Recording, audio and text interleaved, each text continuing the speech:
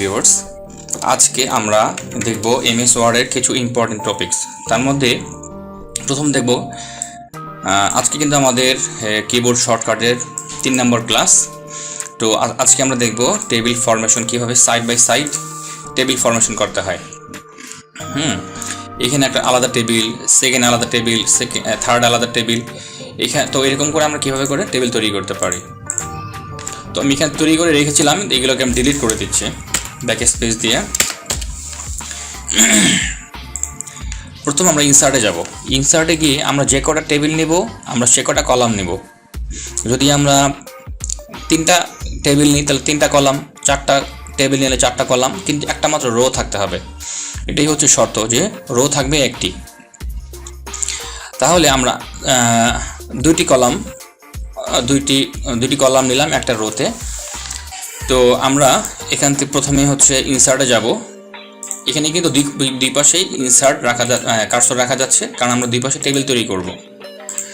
টেবিলে যাব, টেবিলে গিয়ে আমরা আমাদের ইচ্ছা মতো টেবিল তৈরি করতে পারবো। এখানে কার্সর রেখে ইনসার্টে গিয়ে টেবিল অপশনে গিয়ে আমরা এখানে একটু লম্বা টেবিল তৈরি করছি, এটার সাথে একটু বিগার। তো আমরা যেটা করব দেখেন, এই টেবিলের চতুর্পাশে কিন্তু একটা বর্ডার চলে আসছে। আমরা এই বর্ডারটাকে রিমুভ করব এখন। তো এই রিমুভ করার জন্য আমরা এই পুরো টেবিলটাকে সিলেক্ট করব, এই বর্ডার এসে নো বর্ডার দিয়ে দিব। তাহলে যা হবে, এখানে কোনো বর্ডার আর থাকছে না। এখন আমরা উপরে একটা ক্যাপশন দিব। ক্যাপশন দেওয়ার জন্য আমরা কি করব, এখানে এই যে কর্নারে এসে রাইট ক্লিক করব, এখানে ইনসার্ট ক্যাপশন দিব। ইনসার্ট ক্যাপশনে গিয়ে আমরা নিউ লেভেলে দিয়ে দিব। নিউ লেভেল দিয়ে আমরা যদি এখানে দেই টেবিল 01, টেবিল 01, ওকে দিয়ে, আচ্ছা এখানে টেবিল 01 আছে, টেবিল 01 এখানে রাখলাম। এখানে এক্সক্লুড করে দিতে হবে। দেওয়ার পর এখানে যদি এক্সক্লুড করা থাকে টিক চিহ্নটা উঠিয়ে দেবো আমরা, দিয়ে ওকে দিব। ওকে দিলে এখানে দেখতে হবে যে অ্যাবাভ সিলেক্টেড আইটেম আছে কিনা। অ্যাবাভ থাকতে হবে এখানে। ওকে, তাহলে আমরা এটাকে ফন্টটাকে চেঞ্জ করে দেই। ফন্টটা একটু বড় করে দিই আমরা, কন্ট্রোল থার্ড ব্র্যাকেট দিয়ে বড় করি, কন্ট্রোল ই দিয়ে আমরা সেন্টারে নিয়ে আসি। সরি, এখানে অন্য একটা ক্যাপশন চলে আসছে।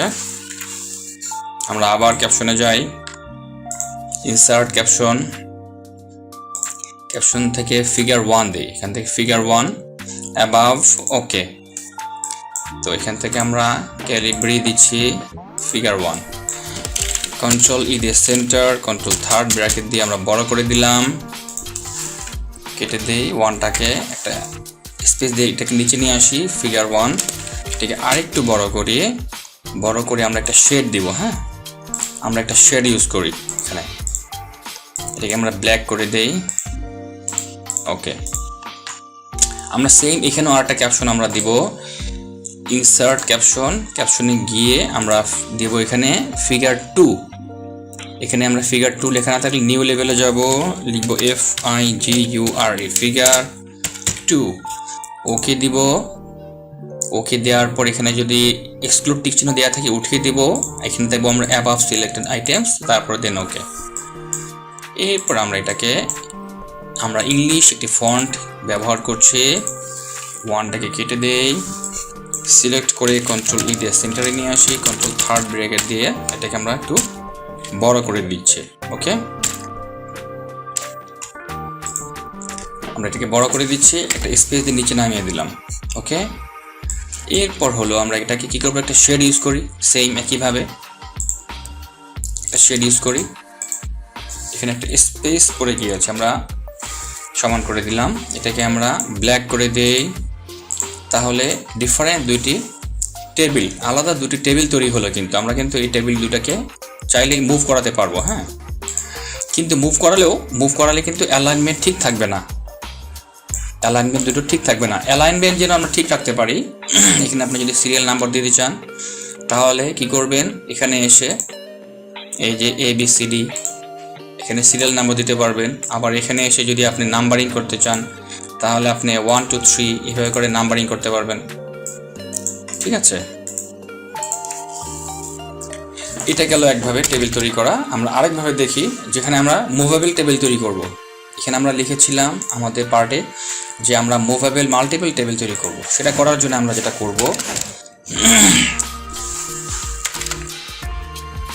এটা করার জন্য আমরা প্রথমে যাব ইনসার্টে। ইনসার্ট থেকে আমরা টেক্সট বক্সে যাব। টেক্সট বক্স থেকে ড্র টেক্সট বক্স, এখান থেকে এসে আমরা একটা বক্স ক্রিয়েট করব এখান থেকে। ওকে, বক্স ক্রিয়েট করে ইনসার্টে যাচ্ছি। এখান থেকে সেম একইভাবে আমরা 3টা টেবিল নিয়ে নিই। 3টা টেবিল নিলাম। ওকে, আমরা যেটা করব, এখানে এসে ইনসার্টে এসে আবার এখানে টেবিল ক্রিয়েট করব। সেকেন্ড এটাতে এসে আমরা আবার টেবিল ক্রিয়েট করছি। এটাকে একটু ছোট বানাচ্ছি। এখানে আমরা এসে টেবিলে এসে একটু বড় টেবিল ক্রিয়েট করলাম। ওকে, ফাইন। এখন আমরা যে পাশে শেড আছে শেডগুলোকে উঠিয়ে দিই। টেবিলটাতে আমরা সিলেক্ট করব।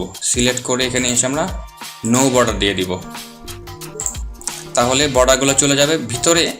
চতুর্দিকে দেখেন একটা মাত্র বর্ডার রয়ে গেছে। তাহলে এখানে ফরম্যাট অপশনটা ওপেন হবে। ফরম্যাট আসার পর আমরা শেপ আউটলাইন থেকে নো আউটলাইন করে দেব। দেখেন, নো আউটলাইন করে দেওয়ার পরে কিন্তু আলাদা 3টা টেবিল হলো। তো এখান থেকে আপনি কি করবেন, একইভাবে এখান থেকে আপনার যেটা হয় সেটা হচ্ছে, আপনি এখানে প্রথম টেবিলে যাবেন। এখান থেকে ফিগার ইনসার্ট অপশনে যাবেন। ইনসার্ট অপশনে গিয়ে এই সেম একইভাবে আপনি যেটা করবেন, আমরা যে একটু আগে দেখালাম, এই যে কন্ট্রোল ই দিয়ে মাঝে নিয়ে আসি। এটাকে এন্টার দিয়ে নিচে নিয়ে আসেন। এটাকে একটু বড় করেন। তারপর এখানে একটা শেড ইউজ করেন। সেম একইভাবে এই টেবিলগুলোতে করতে পারবেন। তো এইটাকে যে সুবিধাটা, সেটা হচ্ছে আমরা মুভ করাবো। মুভ করানোর জন্য আমরা কি করব, এই যে ফরম্যাটে গিয়ে র্যাপ টেক্সটে গিয়ে ইন ফ্রন্ট অফ টেক্সট এটা দিয়ে দিব। তাহলে যেটা হবে, আমরা এই টেবিলটাকে যে কোনো জায়গায় আমরা বসাতে পারবো চাইলেই। এই টেবিলটা আর ভাঙবে না কোথাও। দেখেন, এই টেবিলটা কিন্তু এটার উপরে বসে গেছে। দেখছেন, যে কোনো জায়গায় কিন্তু টেবিলটা নড়ানো যাবে। সেক্ষেত্রে যে কোনো জায়গায় টেবিলটা মুভ করা যাবে।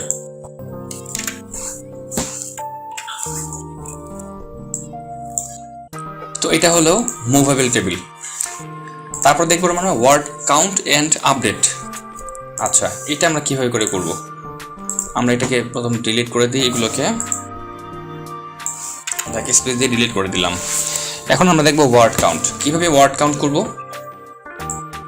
যেমন এই যে পুরো ডকুমেন্টটাতে আমার কয়টি ওয়ার্ড আছে সেটা আমরা কিভাবে কাউন্ট করব। সেটা করার জন্য আমরা ইনসার্ট অপশনে যাব। ইনসার্ট অপশনে গিয়ে এখানে কুইক পার্টস এখানে আছে, কুইক পার্টস যাব, গিয়ে এখানে ফিল অপশনে যাব। ফিল অপশনে গিয়ে ডকুমেন্ট ইনফরমেশন এটাতে যাব। আমরা ডকুমেন্ট ইনফরমেশনে গিয়ে আমরা কি করব, এখানে নাম ওয়ার্ডস এখানে অপশনটাতে গিয়ে আমরা ওকে দিয়ে দিব। তাহলে এখানে দেখেন 3100টি ওয়ার্ড আছে, কিন্তু 3100টি ওয়ার্ড আছে না, এখানে ওয়ার্ড কাউন্ট 3100 ওয়ার্ড আছে। দেখেন, আমরা যদি রিভিউতে যাই, রিভিউতে গিয়ে যদি আমরা ওয়ার্ড কাউন্ট দিই, দেখেন 3101, কারণ এটা সহ হচ্ছে এটাকে একটা ওয়ার্ড কাউন্ট করেছে। ঠিক আছে, আচ্ছা। এখন আমরা যেটা করব, এখানে আমরা কপি করি, এখানে এসে একটা পেস্ট করি। তাহলে কি হলো, 3000, আবার এখানে এসে আরেকটা পেস্ট করি। তাহলে কি হলো, এখানে আগে ছিল 3100, এখানে 101, 102 হওয়ার কথা। তাহলে দেখি এটা হয়েছে কিনা। এটাকে সিলেক্ট করে আমরা কি করব, এই আপডেট ফিল্ড, দেখেন 3103, কারণ এইটা সহ নিজেকেই একটি আলাদা ওয়ার্ড কাউন্ট করেছে। 3100 ছিল, 101, 102, 103। এখন যদি আমরা আরেকটা ওয়ার্ড এখানে পেস্ট করি, তাহলে হবে 3104। দেখেন, এখানে এসে আমরা আপডেট ফিল্ডে দিব 3104। এইভাবে করে আমরা ওয়ার্ড কাউন্ট করতে পারি। অথবা আপনি যদি রিভিউতে যান, এখানে যদি আপনি ওয়ার্ড কাউন্টে দেন, তাহলে এখানে দেখেন, এখানে প্যারাগ্রাফ আছে 71টি, কয়টা পেজ আছে, কয়টা ওয়ার্ড আছে, আপনি এখান থেকে দেখে নিতে পারেন চাইলেই। আচ্ছা, এরপর আমরা দেখব হলো spelling and grammar. Spelling and গ্রামারটা হচ্ছে এখান থেকে, এই যে দেখেন ABC লেখা আছে। রিভিউতে যাবেন, রিভিউতে গিয়ে স্পেলিং অ্যান্ড গ্রামার। আপনি যদি কোনো কিছু চেঞ্জ করতে চান, তাহলে এখান থেকে আপনি আপনার সম্পূর্ণ ইটা থেকে, এই প্যারাটা থেকে চেঞ্জ করতে পারবেন। আপনি ধরেন কোনো একটা জায়গায়, এবার ধরেন এখানে এই প্যারাটাতেই মনে করেন আপনি স্পেলিং কোনো কিছু চেঞ্জ করবেন, তখন দেখেন রিসার্চ, রিসার্চার আপনাকে আবার কিছু অ্যাডভাইস দিচ্ছে যে আপনি এটা বসাতে পারেন, চাইলে এটা যদি ভুল হয় তাহলে এটা বসাতে পারেন। ঠিক আছে, এইভাবে করে আপনারা আপনাদের কাজগুলোকে ঠিক করতে পারেন। পরের অপশনটা হলো রিমুভ টেবিল কিপিং টেক্সট, মানে হচ্ছে আমি টেবিলটা চলে যাবে কিন্তু টেক্সটটা রয়ে যাবে। আমরা এইভাবে করে কাজ করব। যেমন আমরা একটা টেবিল ক্রিয়েট করি, ইনসার্টে গিয়ে একটা টেবিল ক্রিয়েট করলাম। আচ্ছা, এখানে ধরেন আমরা যা কিছু লিখলাম, আমরা কোনো একটা জিনিস লিখলাম, লেখার পর আমাদের টেবিলটা হাইড হয়ে যাবে, টেবিলটা চলে যাবে কিন্তু টেক্সটগুলো থেকে যাবে। সেটা কিভাবে করে করব? সেটা হলো প্রথমে আমরা লেআউট অপশনে যাব, লেআউট থেকে চলে যাব আমাদের এই কনভার্ট টু টেক্সটে গিয়ে আমরা ট্যাব এটা থাকা অবস্থা আমরা ওকে দিয়ে দিব। তাহলে দেখেন টেবিলটা চলে গেছে কিন্তু টেক্সটগুলো রয়ে গেছে। ঠিক আছে, এখান থেকে আপনি তারপর এটাকে নিজেদের মতো করে সাজিয়ে নিতে পারেন চাইলেই। আচ্ছা, নেক্সট অপশনে কি আছে? Text shrink in one page. আচ্ছা, text shrink in one page এটা আমরা কীভাবে করে করব দেখেন। যেমন মনে করেন এখানে আমরা কন্ট্রোল এন্টার দিয়ে আমরা পরের প্যারাগ্রাফটাকে পরের পেজ নিয়ে গেলাম। এখন আমরা যেটা চাচ্ছি যে এই লেখাটা এবং উপরের পেজের এই লেখাটা সবগুলো এই পেজে থাকুক। ঠিক আছে, সবগুলো এই পেজে থাকুক। দেখেন এখানে কিন্তু একটা স্পেস আছে, আমি এটাকে উঠাই দিলাম। তো এই যে দেখেন একটা পেজের মধ্যে কিন্তু ধরতেছে না, তাহলে আমরা চাচ্ছি ঠিক এভাবেই থাকবে কিন্তু একটা পেজে হবে। সেটা কিভাবে? সেটা করার জন্য আমরা যেটা করব, আমরা এই পেজ শ্রিঙ্ক করার জন্য যেটা করব, আমাদের এই যে হোমের ঠিক উপরে দেখবেন এখানে একটি অপশন আছে কাস্টমাইজ কুইক অ্যাক্সেস টুলবার। এখানে আমরা প্রেস করব, করার পরে চলে যাব আমাদের মোর কমান্ডস থেকে চলে যাব আমরা পপুলার কমান্ডস, অল কমান্ডস। হ্যাঁ, ওকে, এস আমরা সার্চ করি।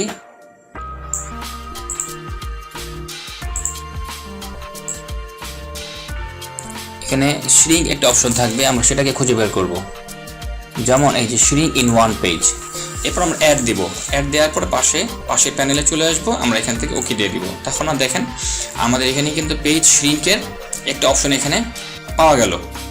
ঠিক আছে, তো আমরা এখানে যখন ক্লিক করব দেখেন এটা কিন্তু এক পেজে চলে আসছে। এই যে দেখেন, দেখছেন এটা নিচের দিকে ছিল। আমি আবার দেখাই বিষয়টাকে। এখানে কি ছিল? মেডিসিন অর ডেন্টিস্ট্রি এটা ছিল। আমরা এটাকে কপি করে একটা পেজে ক্লিক করলাম। এই যে দেখেন এটাকে ওয়ান পেজে চলে আসে। দেখেন এই যে মেডিসিন অর ডেন্টিস্ট্রি, দেখছেন এটাকে একটু সাইজ ছোট হয়ে ওয়ান পেজে চলে আসলো, কিন্তু এটাকে বলা পেজ শ্রিঙ্ক। এরপর আমরা দেখব শেপ অ্যান্ড টেক্সট, কিভাবে শেপ অ্যান্ড টেক্সট আনতে হয়। যেমন এখানে আমরা ইনসার্টে যাব, ইনসার্ট থেকে আমরা শেপে যাব। শেপ থেকে ধরেন আমি এখানে কিছু একটা জিনিস লিখতে চাচ্ছি এবং ডিজাইন করতে পারবেন। শেপ ইফেক্টে যাবেন, এখান থেকে আপনি যদি গ্লো দিতে চান গ্লো দিবেন। তারপর এখান থেকে আপনার শেপ ফিল, এরপর হচ্ছে শেপ ইফেক্ট। গ্লো থেকে আপনি যদি কোনো কিছু টেক্সট অ্যাড করতে চান রাইট বাটনে ক্লিক করবেন, তারপরে হচ্ছে অ্যাড টেক্সট।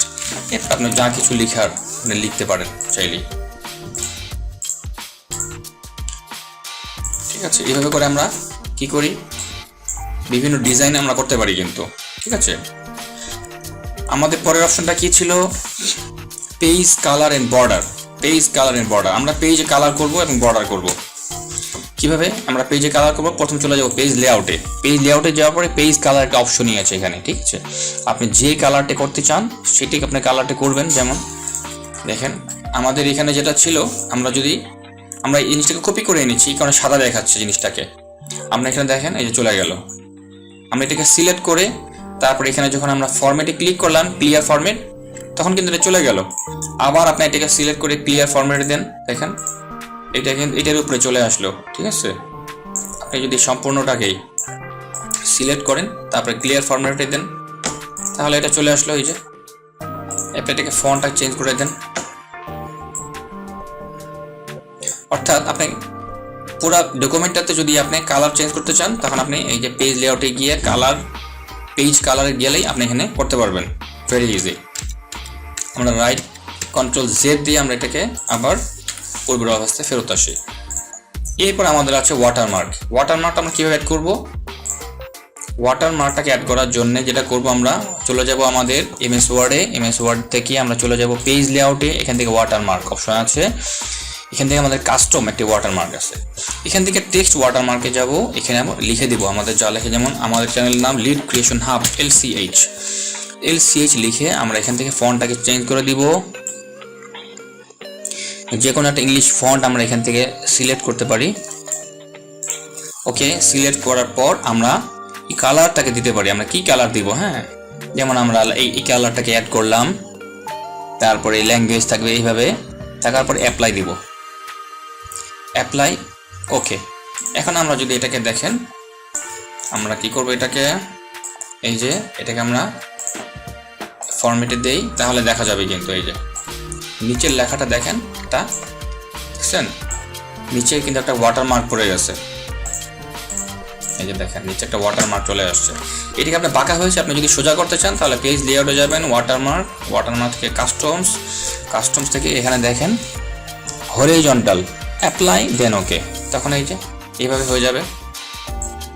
আপনি যদি সাইজটাকে ছোট করতে চান তাহলে এই যে সাইজটাকে ছোট করতে পারবেন, চাইলে 40, এই যে অ্যাপ্লাই, এই যে ছোট হয়ে গেল। যদি এটাকে দেখার জন্য সুবিধার্থে দেখাই, এই যে দেখেন এই যে ওয়াটারমার্কটা এখানে রয়ে গেল, এই যে এইটা হচ্ছে ওয়াটারমার্ক, ঠিক আছে। তো আজকে আমরা এই বিষয়গুলো আলোচনা করলাম, নেক্সট আমাদের আরও কিছু ইম্পর্টেন্ট টপিক থাকবে, দেখার আমন্ত্রণ জানাচ্ছি। আল্লাহ হাফেজ।